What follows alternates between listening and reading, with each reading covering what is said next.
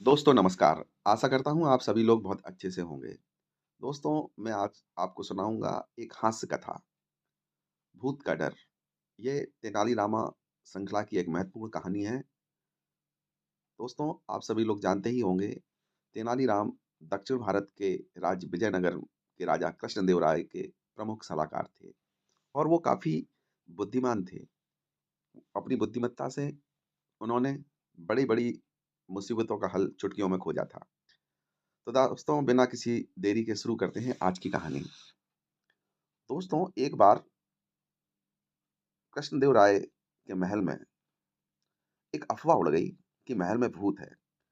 चारों तरफ कोलाहल, भाग-दौड़, नौकर-चाकर भाग रहे हैं, सैनिक इधर-उधर चीख रहे हैं, बचाओ, बचाओ, भूत, भूत। स्थिति बहुत नाजुक। महल में खाना बनाने जो शाही रसोइया थे, वो अलग दौड़ लगा रहे हैं। कपड़े धोने वाले धोबी अलग परेशान हैं।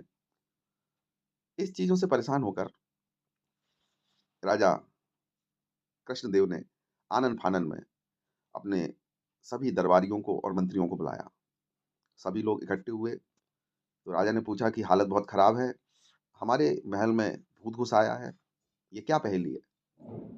सभी लोग तो बहुत परेशान थे, सभी लोग तेनालीराम की ओर देखने लगे।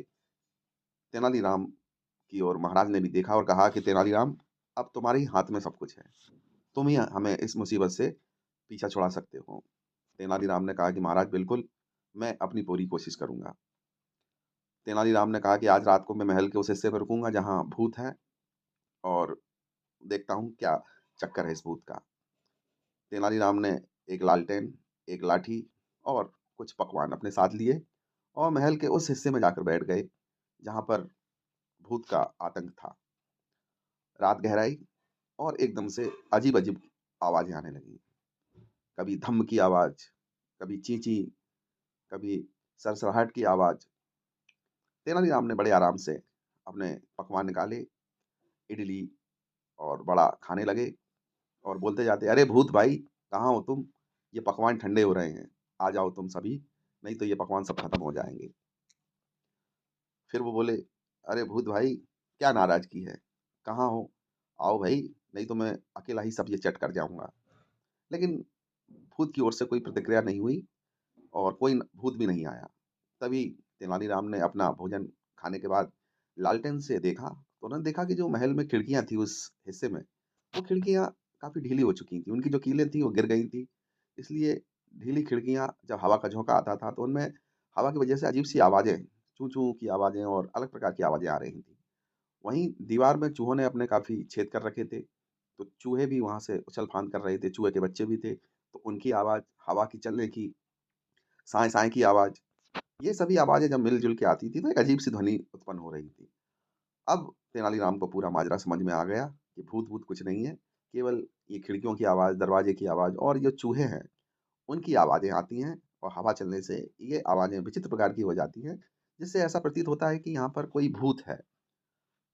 खैर, तेनालीराम बड़े आराम से सोते हैं और सवेरा होता है। अब राजदरबार लगता है और सभी की नज़रें तेनालीराम की ओर हैं।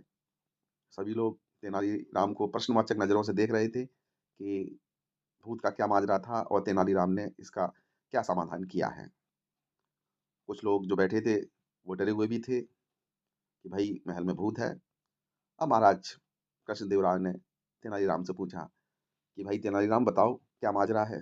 तेनालीराम ने कहा कि महाराज मैंने भूत को खोज निकाला है।